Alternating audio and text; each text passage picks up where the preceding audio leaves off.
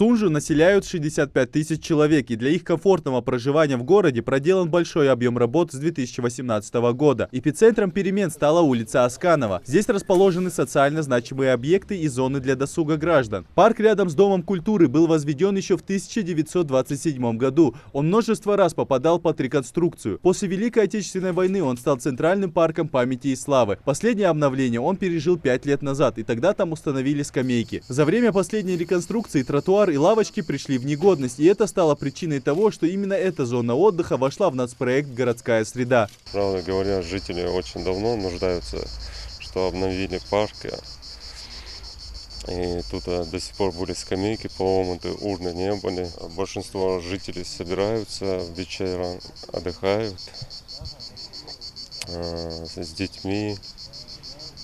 И семейные люди приезжают, чтобы отдыхать. Как этот парк находится с самого центра города, его, правда, надо было уже обновить. В последнее время его запустили. Но сейчас я увидел, здесь очень много работы делается для наших детей, для нас. Я рад, что кто-то задумал это сделать. Благодарю им.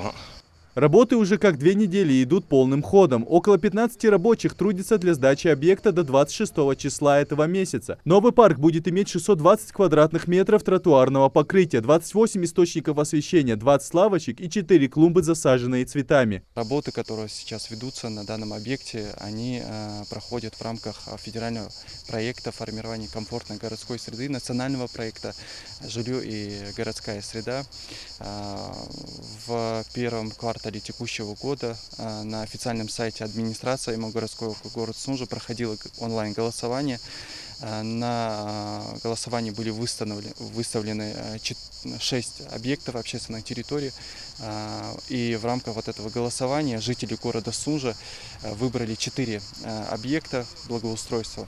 Работы по остальным объектам будут уже начаты в ближайший месяц. Это реконструкция мини-футбольной площадки по улице Трудовая, укладка тротуарной дорожки по улице Восточной и Менделеева. А пока параллельно с реконструкцией парка идут работы по благоустройству улицы Комсомольская. Жители на протяжении года обращались к администрации с проблемой порывов воды, из-за чего часто образовывалась грязь по всей улице. Здесь уже заканчивают прокладывать новый трубопровод протяженностью 600 метров. Установили и колодец. Сейчас последние врезки делаются. Если же раньше приходилось, допустим, если тут какой-то здесь порыв происходил, по всем селе останавливать воду, то сейчас мы здесь предусмотрели колодец, который не будет промешать ни проезжей части. Вот там чуть-чуть углубили его, метров 5 от проезжей части сделали, это колодец сделали, задвижки поставили. После полного завершения на место уже приедут асфальтоукладчики. Жители улицы не могут нарадоваться строительной технике. Асфальтовый беантун, ребята, мацедекегнах, да их обберегишь, жаловаться, дед камялы, дитят, наконец-таки хабену, что аряза дутха угулка, шагул шейбо хабеш буахнах, хозгулк хант, что аряза дутха, что я духка из 93-го года, мацедек ход елужаж, мацедек уагиш дуах, мацна хандех.